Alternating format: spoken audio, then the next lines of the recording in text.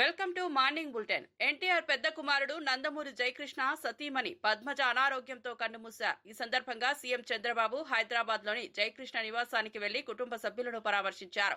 వారితో తన అనుబంధాన్ని గుర్తు చేసుకుంటూ పద్మజ భౌతిక కాయానికి నివాళులు అర్పించారు. కుటుంబానికి ధైర్యం చెబుతూ సానుభూతి తెలిపారు. అలాగే నందమూరి బాలకృష్ణ కూడా నివాసానికి చేరుకుని తన అక్క భౌతిక కాయానికి నివాళులు అర్పించారు. తనకు ఆమె తల్లి తర్వాత తల్లి లాంటి వ్యక్తి అని భావోద్వేగంతో గుర్తు చేసుకున్నారు. పద్మజ మరణ వార్తతో నందమూరి కుటుంబం విషాదం నెలకొంది. ప్రముఖులు, రాజకీయ నేతలు, సినీ ప్రముఖులు ఆమెకు నివాళులు అర్పిస్తున్నారు.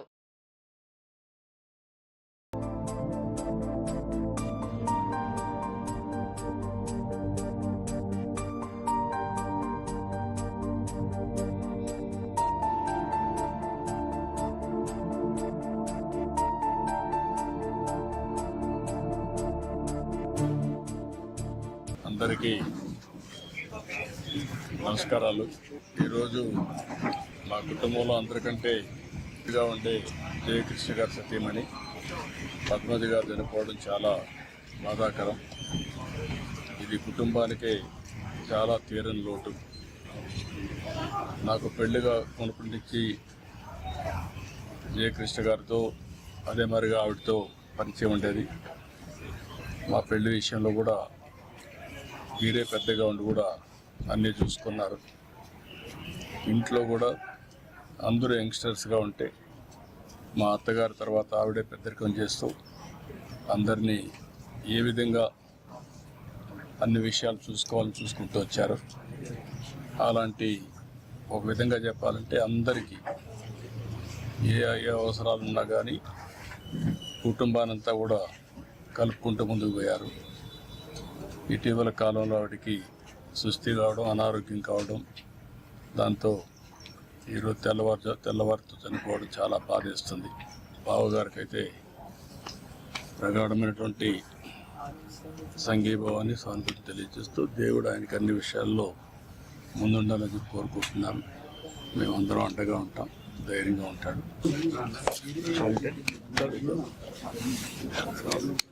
అందులో పుట్టిన వాళ్ళు గిట్టక తప్పదు. కానీ మాకు అమ్మగారు అక్కడ ఉండేవారు మెడ్రాస్లో. నాన్నగారు అప్పుడు అక్కడ మెడ్రాస్లో ఉండేవారు షూటింగ్ నిమిత్తం. ఎప్పుడైనా చుట్టూ చూపున వచ్చి వెళ్తూ ఉండేవాళ్ళు. అమ్మగారు నాన్నగారిని చూసుకోవడం, ఇప్పుడు ఆయన పద్ధతులు, ఆయన పొద్దున్న లేవడం, షూటింగ్కి వెళ్ళడం, ఆయన అన్ని దగ్గర ఉండి చూసుకునేవారు. సో మాకు అమ్మతో సమానం. ఇక్కడ మా వదిన గారు భగవంతుడు ఆవిడ శాంతి చేకూర్చాలని. తెలంగాణ బిడ్డ అయిన జస్టిస్ సుదర్శన్ రెడ్డిని ఉపరాష్ట్రపతి అభ్యర్థిగా ప్రకటించడం గర్వకారణమని సీఎం రేవంత్ రెడ్డి అన్నారు. తెలుగు వారికి దక్కిన అరుదైన గౌరవం ఇదని పేర్కొన్నారు. సుదర్శన్ రెడ్డిని గెలిపించడం ప్రతి తెలుగువాడి బాధ్యత అని తెలిపారు. రాజకీయాలకు అతీతంగా అన్ని పార్టీలు ఏకం కావాల్సిన సందర్భం ఇది అని తెలిపారు. చంద్రబాబు, కేసీఆర్, పవన్ కళ్యాణ్, అసదుద్దీన్ ఓవైసీ, కమ్యూనిస్టులు, ఉభయ రాష్ట్రాల బీజేపీ ఎంపీలు అందరూ మద్దతు ఇవ్వాలని విజ్ఞప్తి చేశారు. జస్టిస్ సుదర్శన్ రెడ్డి కాంగ్రెస్ అభ్యర్థి కాదని ఇండియా కూటమి ప్రతిపాదించిన న్యాయ నిపుణుడిని వివరించారు. ఆయనకు రాజకీయ పార్టీతో సంబంధం లేదని, సమగ్రతకు ప్రతీకగా నిలిచిన వ్యక్తికి మద్దతు తెలపడం మనందరి బాధ్యతగా సీఎం రేవంత్ రెడ్డి పిలుపునిచ్చారు. ఉస్మానియా యూనివర్సిటీ పట్టభద్రుడు, తెలంగాణ హైకోర్టు జడ్జిగా, ఇతర రాష్ట్రాలలో చీఫ్ జస్టిస్గా, సుప్రీంకోర్టు జస్టిస్గా సుదీర్ఘకాలం సేవలను అందించి రాజ్యాంగాన్ని పరిరక్షించడమే కాదు, రాజ్యాంగ నిపుణుడిగా పేరుగాంచిన జస్టిస్ సుదర్శన్ రెడ్డిని ఈరోజు అభ్యర్థిగా ప్రకటించడం మనందరికీ గర్వకారణము. ఈరోజు వారిని గెలిపించవలసిన బాధ్యత ప్రతి తెలుగువాడి మీద ఉన్నది. దేశ రాజకీయాలను ప్రభావితం చేయగలిగిన, దేశ ఆర్థిక వ్యవస్థను ప్రపంచంతో పోటీ పడే విధంగా తీర్చిదిద్దిన పివి నరసింహారావు గారి తర్వాత మళ్ళీ తెలంగాణ ప్రాంతానికి జస్టిస్ సుదర్శన్ రెడ్డిని ఇండియా కూటమి ఉపరాష్ట్రపతి అభ్యర్థిగా ప్రకటించడం మనందరికీ గర్వకారణము. అందుకే ఈరోజు తెలంగాణ రాష్ట్ర ప్రభుత్వం తరఫున ఇండియా కూటమి రాజకీయాలకు అతీతంగా న్యాయ నిపుణుడు, న్యాయ కోవిదుడు జస్టిస్ సుదర్శన్ రెడ్డి గారిని అభ్యర్థిగా ప్రకటించడంతో రాజకీయాలకు అతీతంగా మనందరము ఏకం అవ్వాల్సిన సందర్భము. అందుకే ఈరోజు Telugu Desam party, YSR party, BRS party, MIM party, అదేవిధంగా ఉభయ రాష్ట్రాలలో ఉన్న బీజేపీ రాజ్యసభ, లోక్సభ మెంబర్స్కు కూడా విజ్ఞప్తి చేస్తున్నా, తెలుగువాడికి దక్కిన గౌరవం జస్టిస్ సుదర్శన్ రెడ్డి ఉపరాష్ట్రపతి అభ్యర్థిగా ప్రకటించడం. అందుకే మనందరం కలిసికట్టుగా 42 మంది లోక్సభ సభ్యులు, 18 మంది రాజ్యసభ సభ్యులు, ఉభయ రాష్ట్రాలకు సంబంధించిన వాళ్ళందరం ఒక తాటి మీదకి వచ్చి జస్టిస్ సుదర్శన్ రెడ్డి గెలుపులో భాగస్వాములు కావాలి. జస్టిస్ సుదర్శన్ రెడ్డిని గెలిపించవలసిన బాధ్యత మన అందరి మీద ఉన్నది. కాబట్టి చంద్రబాబు నాయుడు గారిని, చంద్రశేఖరరావు గారిని, వైఎస్ జగన్మోహన్ రెడ్డి గారిని, జనసేన అధ్యక్షుడు పవన్ కళ్యాణ్ గారిని, ఎంఐఎం పార్టీ అధ్యక్షుడు అసదుద్దీన్ ఓవైసీ గారిని, అదేవిధంగా ఉభయ కమ్యూనిస్టు పార్టీలు ఈ రాష్ట్రాల నుంచి ప్రాతినిధ్యం లేకపోయినా ఇతర రాష్ట్రాలలో కమ్యూనిస్టు ప్రాతినిధ్యం ఉన్నది కాబట్టి ఆయా పార్టీలను కూడా తెలుగు వాళ్ళుగా మన వాళ్ళు సంప్రదించి మద్దతు కూడగట్టి జస్టిస్ సుదర్శన్ రెడ్డి గారి గెలుపు కోసం పని చేయాలి. జస్టిస్ సుదర్శన్ రెడ్డి గారి గెలవడము ఇప్పుడు అవసరం. ఎందుకంటే రాజ్యాంగాన్ని పరిరక్షించాలంటే న్యాయ నిపుణులు, న్యాయ కోవిదులు రాజ్యాంగాన్ని ప్రజలకు ఆ స్ఫూర్తిని అందించడానికి ఉపరాష్ట్రపతిగా ఉంటే ఇది దేశ ప్రజలకు ప్రయోజనం చేకూరుతుంది, ప్రజాస్వామ్యం కాపాడబడుతుంది. అందుకే ప్రజాస్వామ్యాన్ని పరిరక్షించడానికి రాజకీయాలకు అతీతంగా మనందరం ఏకమై జస్టిస్ సుదర్శన్ రెడ్డి గారిని గెలిపించాల్సిన అవసరం ఉంది. వారికి మద్దతు ఇవ్వవలసిందిగా ఉభయ తెలుగు రాష్ట్రాలలో ఉన్న రాజకీయ పార్టీలను, వాటి నాయకత్వాన్ని ఈరోజు తెలంగాణ కాంగ్రెస్ పార్టీ తరఫున, మంత్రివర్గం తరఫున వారందరూ కూడా నేను విజ్ఞప్తి చేస్తున్నా. కాళేశ్వరం కమిషన్ పై బీఆర్ఎస్ హైకోర్టుకు వెళ్లడం చట్టబద్ధంగా ఏర్పాటైన కమిషన్ అవమానించినట్లేనని ఎమ్మెల్సీ అద్దంకి దయాకర్ అన్నారు. అవినీతి అక్రమాలు బయటపడిన తర్వాత కోర్టుకు వెళ్లి ఏదో మారుతుందని అనుకోవడం బీఆర్ఎస్ భ్రమ అని పేర్కొన్నారు. ప్రజలను మభ్యపెట్టడానికే కేసీఆర్ హైకోర్టుకు వెళ్లారని దయాకర్ విమర్శించారు. ప్రభుత్వం చేసిన చర్యలు న్యాయసమ్మతమేనని, హైకోర్టైనా సుప్రీంకోర్టైనా ప్రభుత్వం వైపు నిలుస్తుందని ఆయన ధైర్యంగా తెలిపారు. కాళేశ్వరం ప్రాజెక్టు అక్రమాలపై విచారణ జరిపి నిజం బయటకు తేవడం అవసరమని అన్నారు. ప్రజల డబ్బుతో నిర్మించిన ప్రాజెక్టులో అవినీతి జరిగిందని ఇప్పటికే కమిషన్ తేల్చిందని గుర్తు చేశారు. ప్రత్యేకించి కమిషన్ను వ్యతిరేకించకుండా కమిషన్ రిపోర్టు కాంగ్రెస్కు అనుకూలంగా ఇచ్చిండ్రు అనేది అది పొలిటికల్ స్టేట్మెంట్ మాత్రమే. కాబట్టి దానికి వ్యాలిడిటీ ఉంటుందని ఎవరు కూడా భావించరు. అన్నిటికంటే ముఖ్యంగా అవినీతి జరిగిందని అడ్రస్ అయిన తర్వాత కోర్టులకు పోవడం వల్ల న్యాయం జరుగుతుందని అనుకోవడం అనేది వాళ్ళ భ్రమ. కానీ ఈరోజు కాంగ్రెస్కు అనుకూలంగా రిపోర్ట్ ఇచ్చిండ్రు అని చెప్పి, లేకపోతే కాంగ్రెస్ పార్టీ ఒక కక్షపూరితంగా ఇది చేసిండ్రని చెప్పడం అంటే అక్కడ జరిగిన సంఘటనను సంపూర్ణంగా పక్కకు పెట్టాలనే ఉద్దేశంతో ప్రజల్ని మభ్యపెట్టే ప్రక్రియ తప్పితే మరొకటి కాదు. కాబట్టి చట్టబద్ధమైన, రాజ్యాంగబద్ధమైన కమిషన్ ఇచ్చిన రిపోర్టును కోర్టులు కాదను అనే విషయం తెలిసినప్పటికీ కూడా ప్రజల్ని మభ్యపెట్టడానికి చేస్తున్న ఒక ప్రయత్నం తప్పితే మరొకటి కాదు. వేల కోట్ల రూపాయల ఇలా అవినీతికి సంబంధించిన అంశంలో హైకోర్టు అయినా, సుప్రీంకోర్టు అయినా, ఇంకా ఏ కోర్టు అయినా సరే అది కాంగ్రెస్ ప్రభుత్వం వైపు ఉంటుంది అనేది మా యొక్క అభిప్రాయం. డెఫినెట్గా దీని మీద ప్రజలందరూ కూడా వీళ్ళు చేస్తున్న రాజకీయ రాద్ధాంతాన్ని గమనించాల్సిందిగా మేము కోరుతున్నాం. కృష్ణా జిల్లా గుడ్లవల్లేరు మండలం డోకిపర్రు గ్రామంలో Miss World Opal Suchata, Chuangsri, Miss Asia, Krishna గ్రావిడిస్ సందడి చేశారు. సుధారెడ్డి ఫౌండేషన్, మెగా ఫౌండేషన్ ఆధ్వర్యంలో ఏర్పాటు చేసిన బ్రెస్ట్ క్యాన్సర్ స్క్రీనింగ్ సెంటర్ను వారు ముఖ్య అతిథులుగా హాజరై ప్రారంభించారు. గ్రామీణ మహిళల ఆరోగ్య రక్షణ కోసం సుధారెడ్డి చేపడుతున్న కార్యక్రమం అభినందనీయమని ప్రశంసించారు. మహిళలు ఆరోగ్యాన్ని కాపాడుకోవడానికి ఇలాంటి సెంటర్లు ఎంతో ఉపయోగకరమని చెప్పారు. అనంతరం తోట్లవల్లూరు మండలం యాకమూరు గ్రామానికి వెళ్లి మెగా ఇంజనీరింగ్ అధినేత కృష్ణారెడ్డి ఇంటికి చేరుకుని కుటుంబ సభ్యులతో ముచ్చటించారు. ఈ సందర్భంతో ప్రాంతీయులు సంతోషం వ్యక్తం చేశారు. స్థానిక మహిళలు పెద్ద సంఖ్యలో హాజరై ఈ కార్యక్రమాన్ని విజయవంతం చేశారు.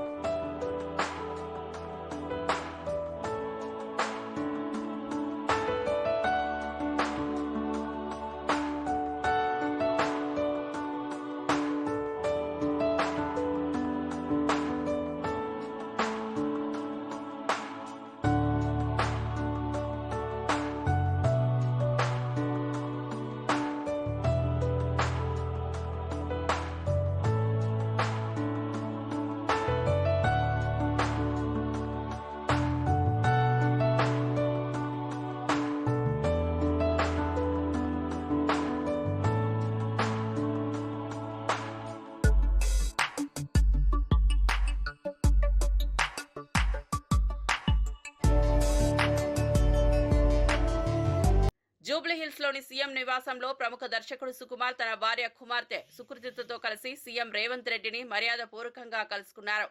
గాంధీ తాత చెట్టు చిత్రానికి ఉత్తమ బాలనటిగా జాతీయ అవార్డు అందుకున్న సుకృతిని సీఎం అభినందించి సన్మానించారు. ఈ కార్యక్రమంలో నిర్మాత యలమంచిలి రవిశంకర్ కూడా పాల్గొన్నారు.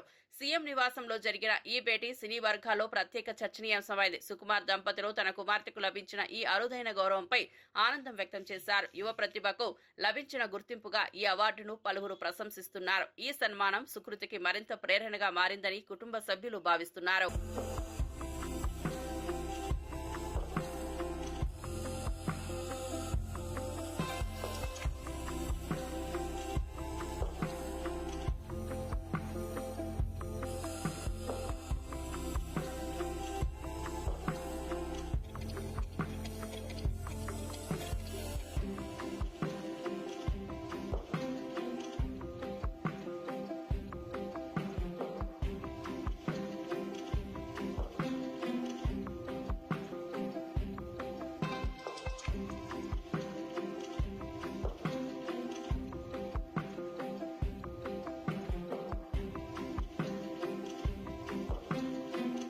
బొబ్బిలి మండలం కొత్తబట్టి వలస గ్రామానికి చెందిన సీదరపు గౌరవమ్మకు రోడ్డు సౌకర్యం లేక ఆసుపత్రికి డోలీ మూతపై తరలించాల్సిన పరిస్థితి ఏర్పడింది.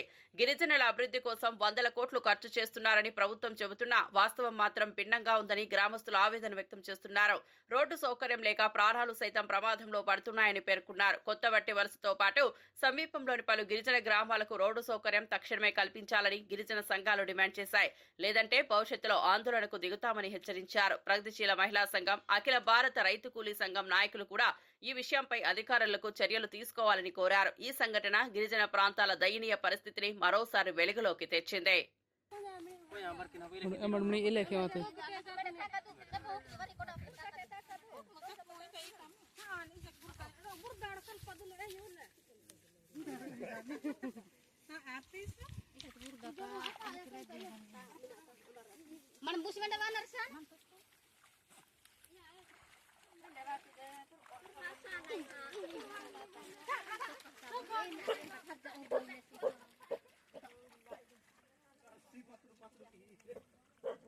తిరుమల వైకుంఠ క్యూ కాంప్లెక్స్ వద్ద యూనియన్ బ్యాంక్ ఏటీఎంలో చోరీకి ప్రయత్నించిన వ్యక్తిని టీటీడీ విజిలెన్స్ సిబ్బంది పట్టుకున్నారు. నిందితుడు కర్ణాటకకు చెందిన ప్రవీణ్ కుమార్ గా గుర్తించారు. సీసీ కెమెరా వైర్లను కట్ చేయడానికి ప్రయత్నిస్తుండగా పట్టుబడ్డారు. వెంటనే అతన్ని పోలీసులకు అప్పగించారు. ప్రాథమిక విచారణలో ప్రవీణ్ మానసిక పరిస్థితి సరిగా లేదని తెలిసిందే. ఏటీఎంలో ఎలాంటి నష్టం జరగలేదని పోలీసులు వెల్లడించారు. తిరుమలలో ఇలాంటి సంఘటనలు జరగకుండా భద్రతను మరింత బలోపేతం చేస్తున్నట్లు అధికారులు తెలిపారు. భక్తుల భద్రతకు ప్రాధాన్యత ఇస్తున్నామని టీటీడీ విజిలెన్స్ స్పష్టం చేసింది. ఈ ఘటన భక్తుల్లో ఆసక్తిని రేపింది.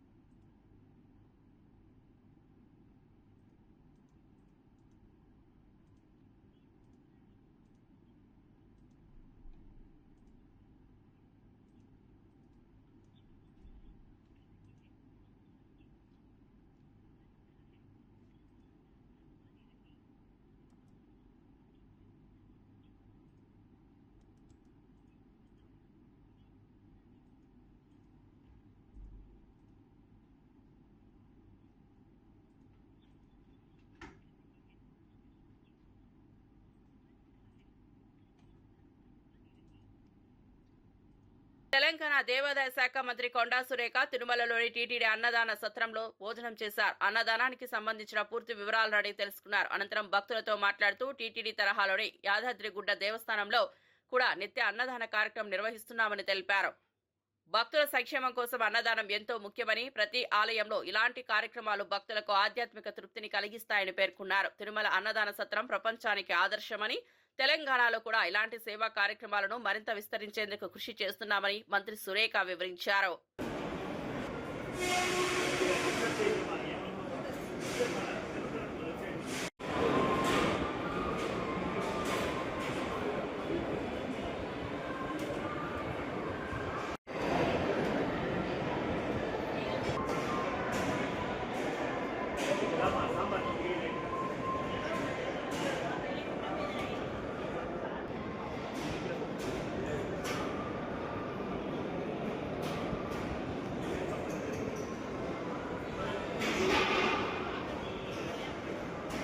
విశాఖ స్టీల్ ప్లాంట్ విషయంలో తమ చిత్తశుద్ధిని ఎవరూ ప్రశ్నించలేరని మంత్రి నాదెండ్ల మనోహర్ స్పష్టం చేశారు. స్టీల్ ప్లాంట్ ప్రైవేటీకరణ కాకుండా చూడాలని అందరికంటే ముందే కేంద్ర హోంమంత్రి అమిత్ షాను పవన్ కళ్యాణ్ కలిశారని గుర్తు చేశారు. అప్పట్లో ఈ అంశంపై జగన్ ఒక్క మాట కూడా మాట్లాడలేదని ఆయన విమర్శించారు. విశాఖ ఉక్కు ప్రజల హక్కు అని దాన్ని కాపాడడంలో ప్రభుత్వం కట్టుబడి ఉందని తెలిపారు. కార్మికుల ప్రయోజనాలు, ప్రాంతీయ అభివృద్ధి దృష్ట్యా స్టీల్ ప్లాంట్ కొనసాగాల్సిందేనని నాదెండ్ల మనోహర్ వ్యాఖ్యానించారు. రాష్ట్రంలో ఉన్న బాధ్యత కలిగిన పార్టీలందరినీ కూడా ఆ రోజు ఆయన ముందుకొచ్చి రిప్రజెంట్ చేద్దాం కేంద్ర ప్రభుత్వానికి అన్నప్పుడు ఆ రోజున్న ముఖ్యమంత్రి గారి గురించి మీరు మాట్లాడడం లేదా? ఈ రోజున ఎందుకు జగన్మోహన్ రెడ్డి గారు ఆ స్టెప్ తీసుకోలేదు? ఎందుకు జగన్మోహన్ రెడ్డి గారు ఆ విధంగా కేంద్ర ప్రభుత్వం పైన ఒత్తిడి తీసుకురాలేకపోయారు? ఎందుకు పవన్ కళ్యాణ్ గారు ప్రతిపక్ష నేతగా ఆయన స్వయంగా ఢిల్లీకి వెళ్ళి దీని గురించి అభ్యర్థించాల్సి వచ్చింది? కాబట్టి మా బాధ్యత గురించి, మాకున్న చిత్తశుద్ధి గురించి దయచేసి ఎవరు కూడా ఆలోచించాల్సిన అవసరం లేదు. ఒక తీర్మానం వల్లనో ఒక అర్జీ వల్లనో జరిగిపోయిందనే భావన కూడా నేను వ్యక్తపరచడం లేదు. తప్పకుండా ఒక సస్టైన్డ్ ఎఫర్ట్ అవసరం. కేంద్ర ప్రభుత్వంతో చర్చలు జరుపుకోవాలి.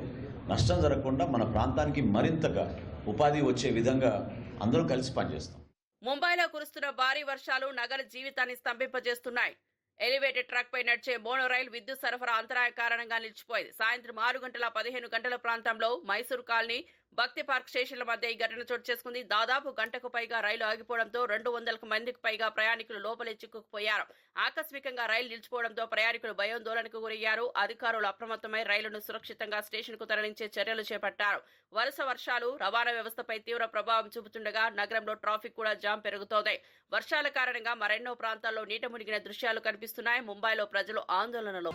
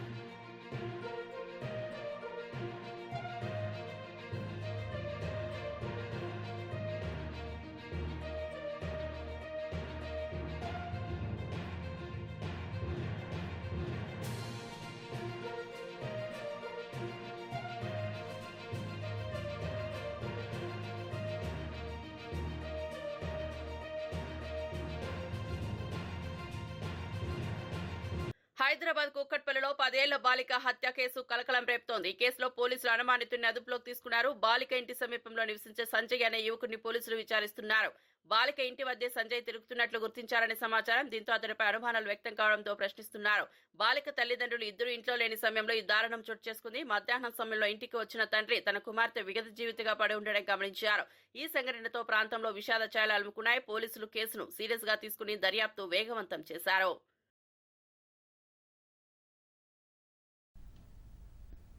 అయితే ఇంకేమీ రాలేదు, but we have suspicion on some persons. We are working out. Sir Sanjay Rao అనే వ్యక్తిని అదుపులోకి తీసుకున్నారని we are verifying all the angles. అన్ని రకాలుగా చూస్తున్నాము. సీసీ ఫుటేజ్ కానీ, టెక్నికల్ ఎవిడెన్స్ కానీ అన్ని చూస్తున్నాము. ఏ కోణంలో జరిగిందో కూడా విచారణ. సార్ సీసీ ఫుటేజ్ ఎన్ని సీసీ కెమెరాలు పరిశీలించారు? అసలు సీసీ కెమెరాస్ ఉన్నాయి. ఆ ఫుటేజ్ కూడా చూస్తున్నాము. We will do it. ఈ సంజీవరావుని అదుపులోకి తీసుకున్నారని చెప్తున్నారు సార్. అది అదుపు కాదు, బట్ అనుమానితుల్ని విచారిస్తున్నాము. అదుపులోకి ఎవరిని తీసుకోలేదు, బట్ అనుమానితులు ఉన్నారు. ఒక 2-3 వాళ్ళందరినీ కూడా విచారిస్తున్నాం. అరెస్ట్ కాదు, అదుపు కాదు. But we are enquiring, we are doing our duty. Sir Sanjay Rao ఏంటి సార్ ఎంతకాలం ఉంటున్నాడు, ఎందుకు అతను సస్పెక్ట్ చేస్తున్నారు ఇందులో? So we are verifying in all aspects, all angles. We are trying to detect the case. Thank you. ప్రపంచ ఫోటోగ్రఫీ దినోత్సవం సందర్భంగా హైదరాబాద్ గ్రీన్ పార్క్ హోటల్లో జరిగిన కార్యక్రమానికి రెవెన్యూ శాఖ మంత్రి పొంగులేటి శ్రీనివాసరెడ్డి ముఖ్య అతిథిగా హాజరయ్యారు. ఈ సందర్భంగా ఉత్తమ ఫోటోగ్రాఫర్లకు అవార్డులు ప్రదానం చేశారు. ఒక్కో ఫోటో దశాబ్దాల చరిత్రను గుర్తు చేసే శక్తి కలిగి ఉంటుందని మంత్రి పేర్కొన్నారు. భావాలను చిత్రాల రూపంలో మలచడం ఫోటోగ్రఫీ ప్రత్యేకత అని తెలిపారు. ఒక్కో ఫోటో ఒక్కో భావాన్ని, ఒక్కో ఆలోచనను రేకెత్తిస్తోందని, అర సెకండ్లోనే అద్భుత క్షణాలు నిలబెట్టగలదని వివరించారు. ఫోటోగ్రఫీ సమాజానికి అద్దం పెట్టే వృత్తి అని, ఈ కళకు మరింత ప్రోత్సాహకం అవసరమని తెలిపారు. పడ్డ కష్టం చాలా స్పష్టంగా కనిపిస్తుంది. నేచురల్ గా మనం కొన్ని ఫోటోలు తీస్తారు మన వాళ్ళు, కరెక్ట్ గా ఆ ఫ్యాక్షన్ ఆఫ్ సెకండ్ లో తీసిన పిక్చర్ వచ్చే ఆ ఫోటో చాలా అద్భుతంగా మెమరబుల్ గా కొన్ని పిక్చర్స్ చూశాయి. నాకు అందుట్లో ఒక పిక్చర్ చాలా ఇంకేముంది అంతా అయిపోయింది అని ఆ ఫేస్ ఫీలింగ్స్, ఆ చేతులు చూస్తే నిజంగా ఆ ఎక్స్ప్రెషన్స్ అదే రకంగా ఒక ఫోటో వేల పదాలకే సమాధానమే కాదు, కొన్ని దశాబ్దాలు కాదు, కొన్ని వందల సంవత్సరాలైనా ఆ పిక్చర్ చూసిన తర్వాత ఆ పిక్చర్కి సంబంధించిన వ్యక్తులు మన మధ్య లేకపోయినా దాన్ని ఒక్కసారి మనం రీకలెక్ట్ చేసుకొని అప్పుడు ఎలా జరిగి ఉంటది అని ఊహించుకుంటే ఆ సాటిస్ఫాక్షన్, ఆ ఆనందము వర్ణాతీతంగా ఉంటది. నిర్మల్ జిల్లాలోని కడెం ప్రాజెక్టును పరిశీలించిన మంత్రి జూపల్లి కృష్ణారావు మాట్లాడుతూ ప్రతి ఏటా వరదల సమయంలో గేట్లపై నుంచి నీరు ఓవర్ఫ్లో అయ్యే ప్రమాదాన్ని ఓసారి నివారించామని తెలిపారు. ఇందుకోసం 9 కోట్ల రూపాయలతో మరమ్మతులు చేపట్టినట్లు వివరించారు. వర్షాల ప్రభావంతో లోతట్టు ప్రాంతాలు, గ్రామాల్లో రోడ్లు దెబ్బతిన్నాయని గుర్తు చేసి రవాణా సౌకర్యాలను మెరుగుపరిచేందుకు చర్యలు తీసుకుంటామని భరోసా ఇచ్చారు. వరదల కారణంగా పంటలు, నివాస గృహాలకు నష్టం జరిగినట్లు తెలిపారు. వర్షాల తర్వాత పూర్తిస్థాయి సర్వే చేసి బాధితులకు తగిన పరిహారం అందిస్తామని స్పష్టం చేశారు. వరదలో కొట్టుకుపోయిన మత్స్యకారుల గాలింపు చర్యలు కొనసాగుతున్నాయని చెప్పారు. అలాగే కడెం ప్రాజెక్టు పరిసర ప్రాంతాల్లో పర్యాటక అభివృద్ధిపై ప్రత్యేక దృష్టి సారిస్తామని మంత్రి జూపల్లి వెల్లడించారు.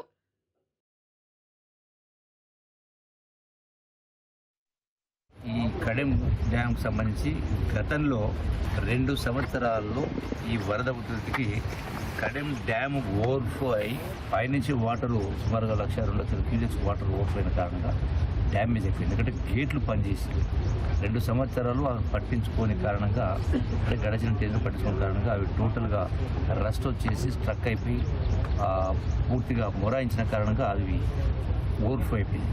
సో వాటికి 9 కోట్ల రూపాయలు మన ప్రభుత్వం వచ్చిన తర్వాత గౌరవ ముఖ్యమంత్రి రేవంత్ రెడ్డి గారి ఆధ్వర్యంలో అమౌంట్ శాంక్షన్ చేయించి జిల్లా యంత్రాంగము, గౌరవ శాసనసభ్యులందరూ కలిసి రెస్టోర్ చేసి ఆ గేట్లన్నీ కూడా పనిచేస్తూ ఉన్నప్పుడు సక్సెస్ఫుల్గా, అందుకని ఆ బాధ లేకుండా పోయింది. సో ఇవన్నీ కూడా ఎక్కడెక్కడ ఎవరెవరికి ఏ ఇబ్బంది జరిగినా ప్రభుత్వం అప్రమత్తంగా ఉంది. అన్ని డిపార్ట్మెంట్ వాళ్ళు కూడా డెఫినెట్గా వాళ్లకు ఇవన్నీ కూడా చేసి ఎవరికి ఇబ్బంది రాకుండా చూసేట్టు కార్యక్రమం చేయడం జరుగుతుంది. హైదరాబాద్ ఉస్మానియా విశ్వవిద్యాలయంలో జరిగిన 84వ స్నాతకోత్సవంలో ఇస్రో చైర్మన్ నారాయణ పాల్గొన్నారు. ఈ సందర్భంగా విద్యార్థులకు డిగ్రీలు ప్రదానం చేశారు. భారత్ రాబోయే 25 ఏళ్లలో అభివృద్ధి చెందిన దేశంగా అవతరిస్తుందని నారాయణ నమ్మకం వ్యక్తం చేశారు. స్పేస్ రంగంలో 50 ఏళ్ల క్రితం భారత్ అభివృద్ధి చెందిన దేశాలతో పోలిస్తే 70 ఏళ్లు వెనుకబడి ఉన్నా ఇప్పుడు పోటీపడే స్థాయికి చేరిందని అన్నారు. ఆయన హర్షం వ్యక్తం చేశారు. భారత్ యువతలో ఉన్న ప్రతిభ, పరిశోధనపై ఆసక్తి దేశ భవిష్యత్తు మారుస్తుందని నారాయణ తెలిపారు. ఈ కార్యక్రమంలో పాల్గొన్న గవర్నర్ జిష్ణుదేవ్ వర్మ మాట్లాడుతూ చైనా, అమెరికా దేశాలు మాతృభాషలో విద్యను ప్రోత్సహించడం ద్వారా విద్యార్థులను మెరుగ్గా తీర్చిదిద్దుతామని అభిప్రాయపడ్డారు. Now in its 5th year of implementation, the NEP is a monumental step forward, fostering critical thinking, creativity and holistic development. Our educational journey has been one of continuous evolution. We must never shy away from our rich Indian heritage or the profound value of our mother tongue. By education, I mean an all-round drawing. True education resonates deepest when rooted in one's cultural context and expressed in a language that nurtures understanding. At countries like China, Latin America and Europe, they champion their mother tongues in education, making learning more meaningful and accessible. To each and every students, also the award winners, I humbly accept the degree of Doctor of Science, honoris causa, on behalf of 20,000 employees of Department of Space. You all will agree with me, in the Department of Space, it is the teamwork which matters. Whatever accomplishments you have made, it is because of the team ISRO. So I humbly accept this degree of Doctor of Science on behalf of the entire Department of Space employees. You know, the COVID, even developed countries could not manage, and we managed